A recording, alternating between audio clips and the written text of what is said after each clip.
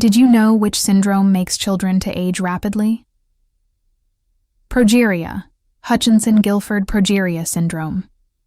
Progeria is an extremely rare genetic disorder that causes children to age rapidly, starting in their first 2 years of life. The condition is caused by a mutation in the LMNA gene, which leads to the production of a defective protein called progerin. Symptoms of this disease is growth delays, loss of body fat, and hair-aged-looking skin, stiffness of joints, heart disease. Most patients do not live past their teenage years, usually due to heart-related complications. Can you answer this quiz? First, progeria condition is caused by which gene? 2.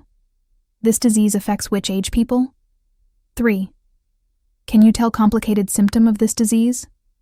Comment your answers. Let's check your listening skill. Thanks for watching. Follow for more videos.